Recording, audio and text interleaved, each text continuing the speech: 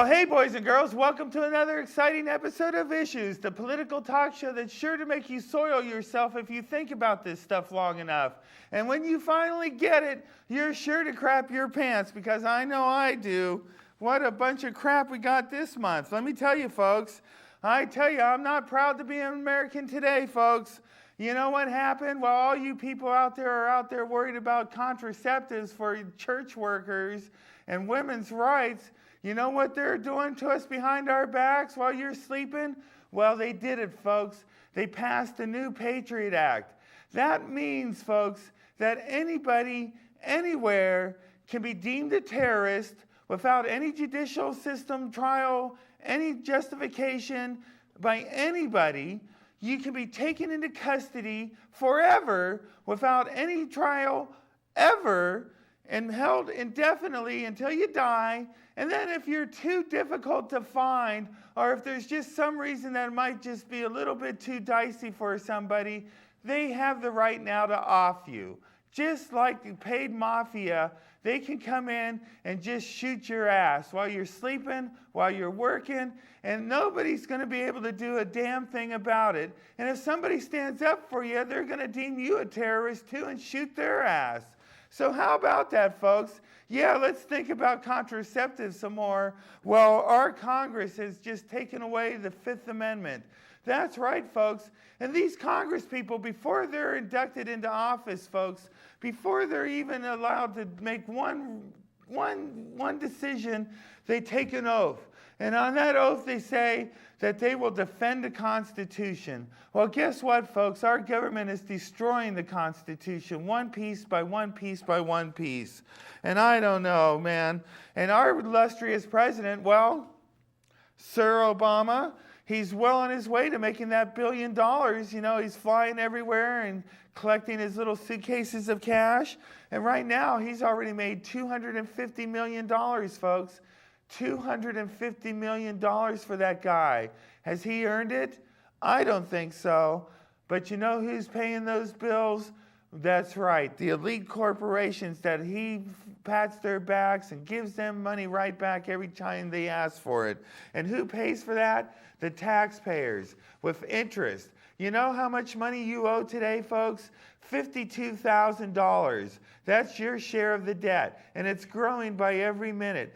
$52,000 is your share of the debt. I hope you're appreciating that when they send off money to Syria. Anyway, you know who's happy about all this, though, is the Knights of Templar. That's right, this illustrious organization of people who have been hidden in the backdrops ruling our world for a long, long time.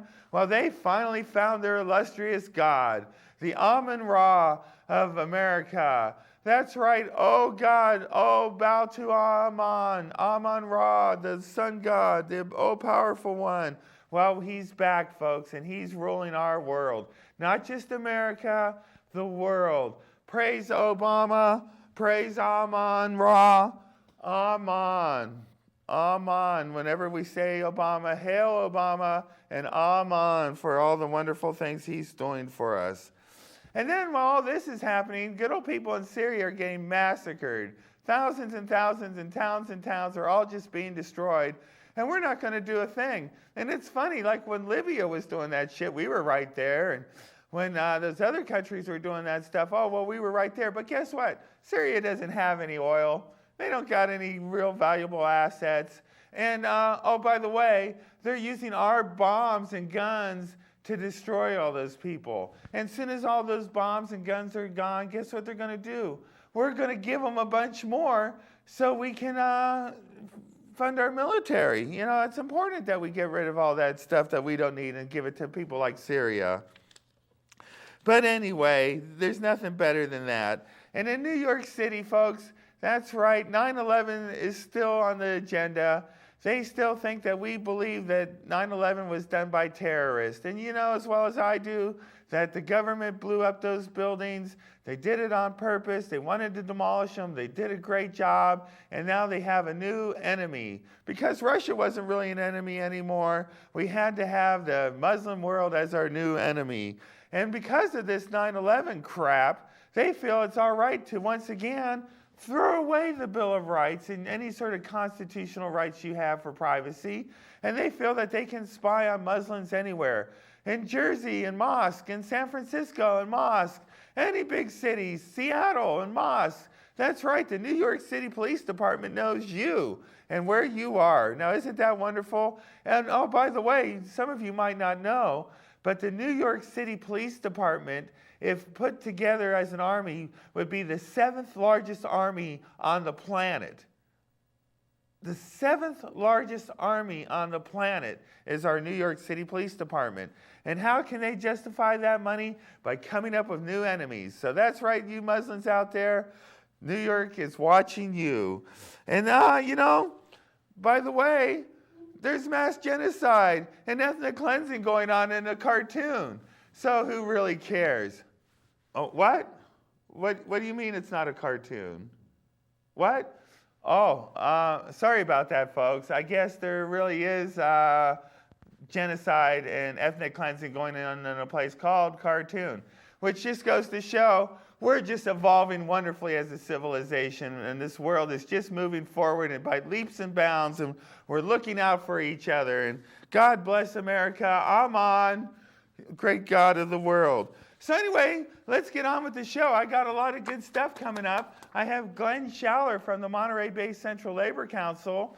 Ivory Roasted Chili Pot Seed is going to give us a little gardening tip.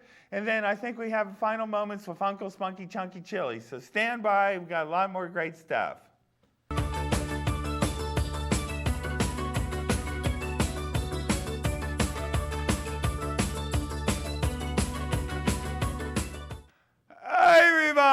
Ivory now, Ivory, Rastafari Chili here for you today, folks, and I'm here to spread the joy. It's fabulous growing season again, folks. That's right, and I am here with all my fabulous seeds, and I am now Mr. Ivory Roasted Chili Pot Seed, folks, where I am going to go from town to town and spread the seeds of marijuana for everyone to smoke and have a great season. And oh yeah, you gangsters that are trying to make money off of selling weed to people, ha ha ha, I'm going to fix your little red wagon because I'm going to make free weed for everybody now, man. That's right, Johnny Ivory Pot Seed for you folks. That's right, you take these wonderful seeds. Oh, they're so good too, let me tell you. And then you put them into the ground and watch them grow. And before you know it, we'll be getting very high again, folks. That's right. Just in a couple of months, we'll be very, very high. So remember, grow happy, grow strong, grow weed.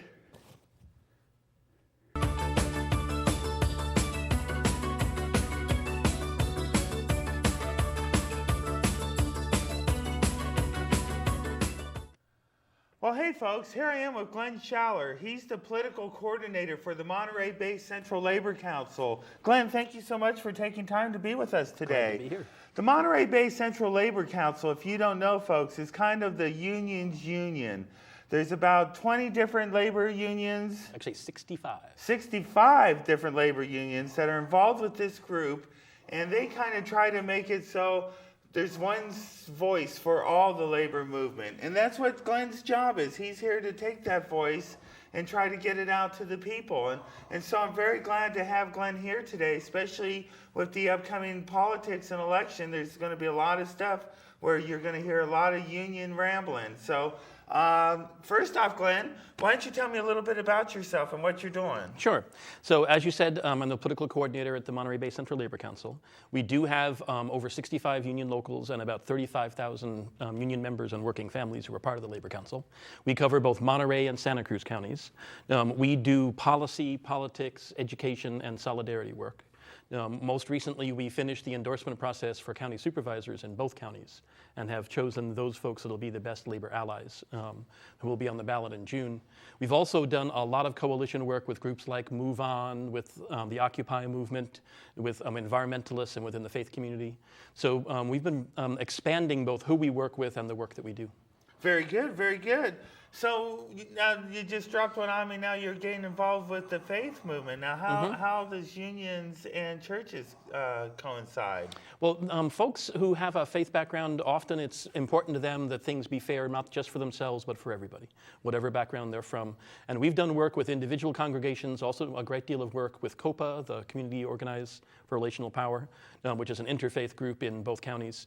And we find that not only are they ready to support us, but they're ready to work with us on issues like immigration, on youth issues, on issues around water. There are a whole lot of issues that faith communities are already working on and have found that we're good partners to work with. Very good, very good. Now, you mentioned immigration.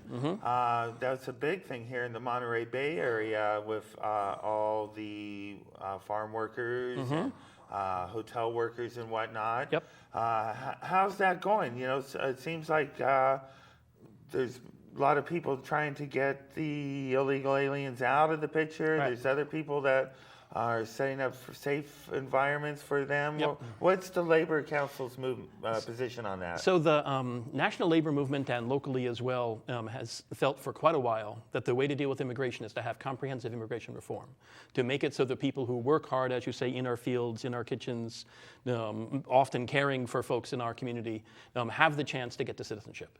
And in many cases, these are folks who've worked for a long time and whose children are citizens, and we simply want to make sure that there's a fair way for them to get from where they are to being able to be citizens. Part of the work that the Labor Council has done has been to work with those groups that provide a safe and fair and inexpensive way to become citizens. And the process has been, part of it has been education, to make sure that people understand both the importance of these folks in our communities, but also that they should have a voice as well. Indeed, indeed they should. Well, you know, there's been a lot of talk, you know, about strikes and lockouts. And the last few big strikes that we've had, it turns out that the corporations provide an extra 2, 3, 5 day lockout on top of that. And they use the justification that, oh, we can't get 1 day labor. Right. We need to have labor for at least a 3 day commitment and whatnot. And now that kind of makes it really tough for the workers on strike, because they're getting cut, you know, a lot of hours, and for all of us that live check to check and day to day, missing a week's worth of work is painful. And now, is it still good? Are you still being able to get the enthusiasm like you used to be able to do to get people to go out on a strike? You know, I'm glad you brought that up, because there have been a number of local strikes where employers have used lockout as a way to punish folks. As you know, the collective efforts of workers are the only way that we can really get gains. And one of the only tools that we have at times is to withhold our labor to make a point. Recently, there was a 2-day strike at the Pine Inn Hotel in Carmel over the issue of the employer wanting to take away health care benefits for the spouses and children of the employees there. Not because they're losing money, just because they want to make more. The nurses at Salinas Valley Memorial Hospital did a 2-day strike, and as you mentioned, they were kept out for an extra day because the employer claimed they couldn't get only 2-day replacements. That's where the solidarity part of what we do comes in. We make sure that other unions have a chance to assist, that local elected officials have a chance to step up, that the media is presented with a fair representation of what's going on. But a strike is the last thing you want to do, but when you need to do it, we want to make sure that there's lots of support for it. Indeed, and that's like the big thing, because it's cut. Corporate profits are skyrocketing, and here the economy's supposedly changing, but yet it's still cut. Right. Cut. Medical funds, pension funds, and what I see looming, and it's been looming for a while, this isn't going to be a big surprise, and I hope to a lot of you union people that you're aware that chances are when you retire, you're not going to get what you're thinking you are.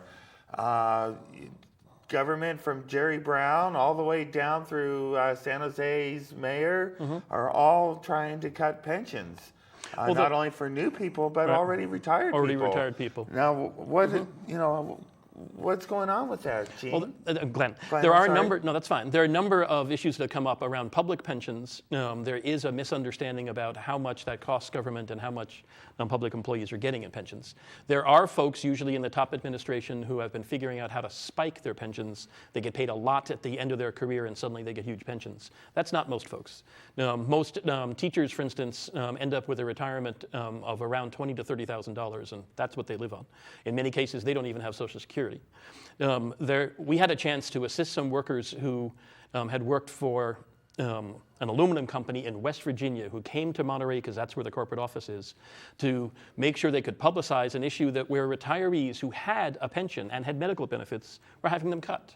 Because as you say, they'd worked there for decades, they'd worked there with the promise of a pension, and suddenly the employer was trying to cut them out.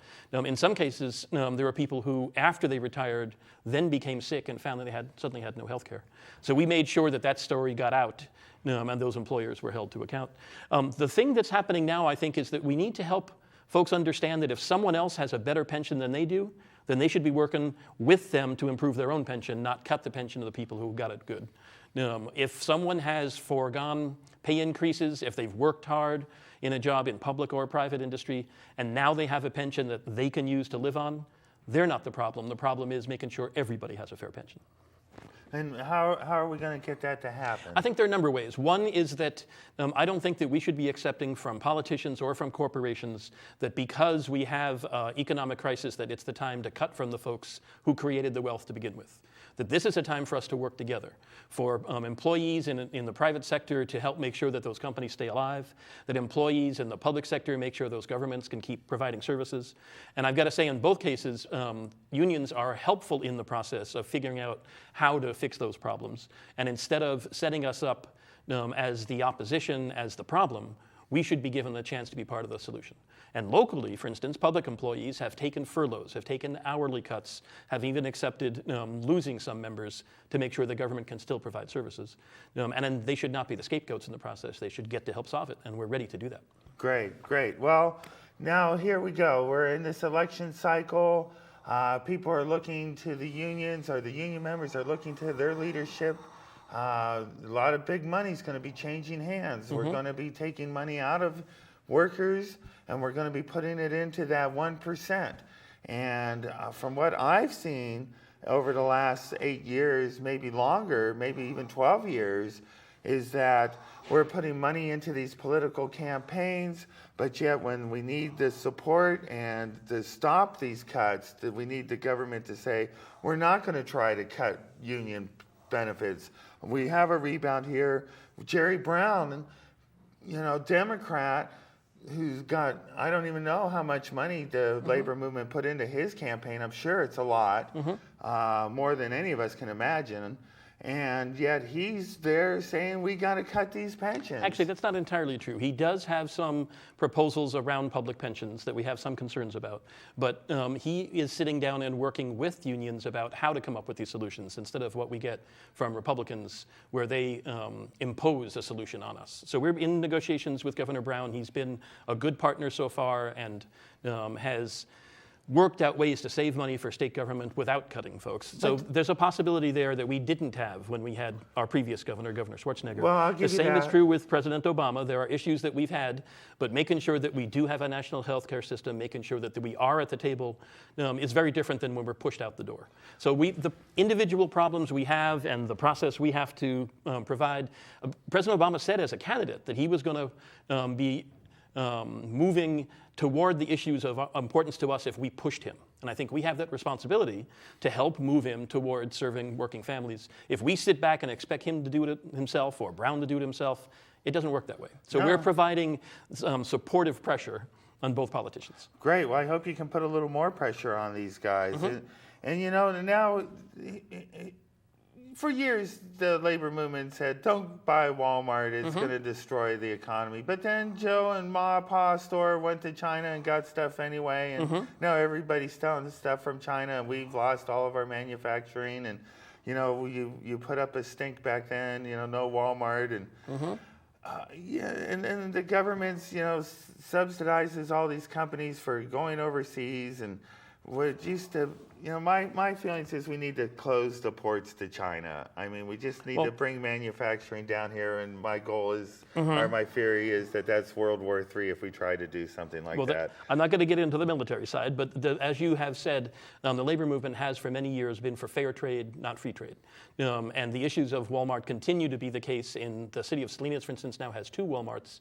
You can see what has happened both to the downtown, to the family-owned mercados in town, to the union jobs in union supermarkets. It has a huge impact.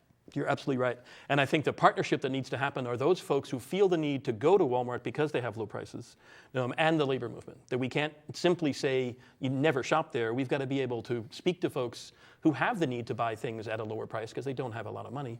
And it means doing economic development with everyone at the table, not just the business folks, not just the folks from out of town, but the local folks, the union folks as well. Again, we're ready to partner up and solve problems. Glenn, I want you to just say a couple quick words how you feel the labor movement's going to take us through this next year. I'm glad you asked. So as you've mentioned, it was the labor movement after World War II that helped build the middle class. It was a labor movement in the 1930s that helped revitalize democracy when democracy was under attack all over the world.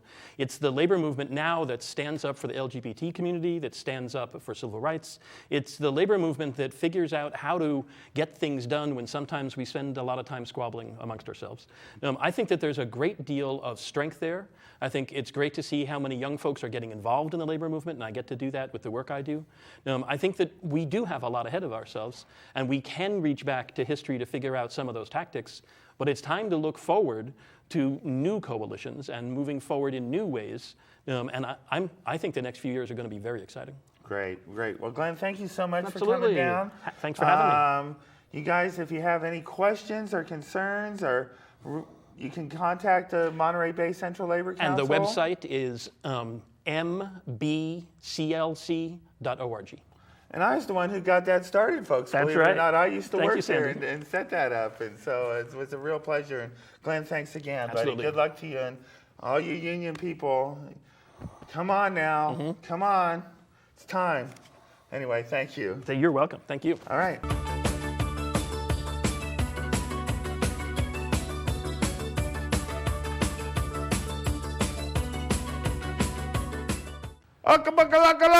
Mr. Bush, what can I do for you? Good to see you. How you doing, Mr. Obama? I mean, Mr. Osama. Oh, yeah, that So get good to mixed up see all you the so time. much. Yes, I. We get mixed up. Well, what can I do for you, you exalted one?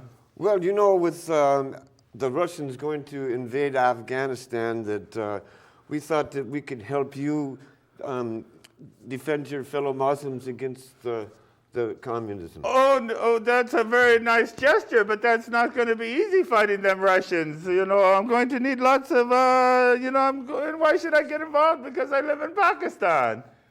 Oh, well, that's even better yet. Nobody will be able to find you. And we'll be able to give you the guns. We'll be able to give you the bombs. We'll be able to give you the mercenaries and the money, the cash, to fight any war you need for prevail. Well, I'm going to need a lot of guns and a lot of money if I'm going to be able to do this. I'm going to need... Well, we're also going to give you all the military contracts, the construction contracts, and the mercenaries to take care of the opium fields and everything. So everything's going to be cool, man.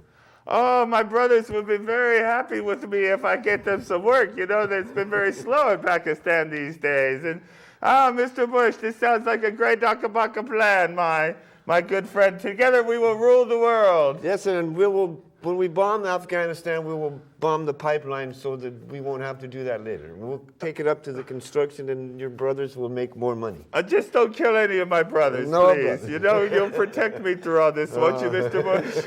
Yes, we will. We will take care of our friends. The sword of the District of Columbia will protect you. Thank you. Give it down, give Mr. Bush.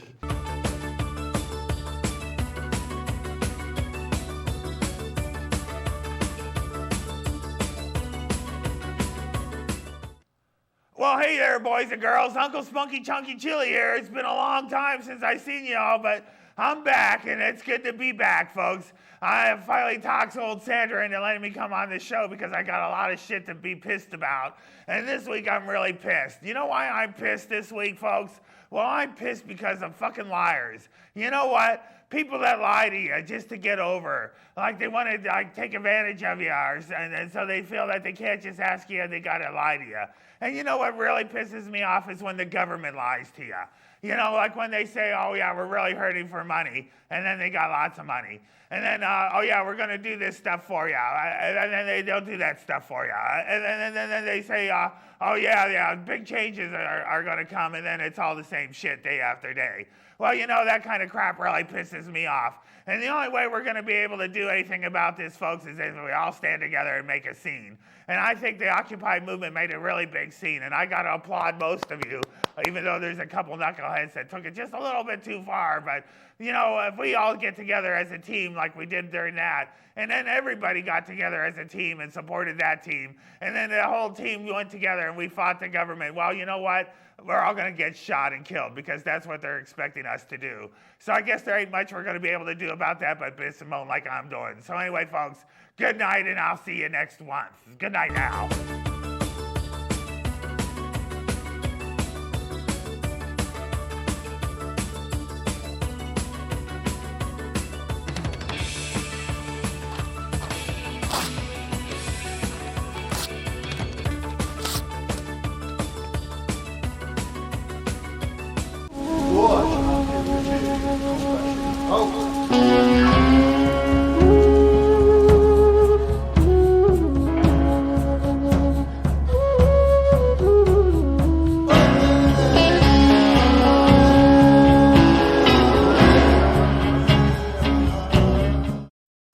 Mountain Mike's Pizza, where the freshest ingredients and delicious toppings equal great pizza.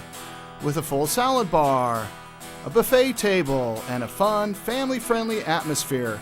We got game rooms for the kids, 3 big screen TVs. Mountain Mike's Pizza, located at 3715 Portola Drive.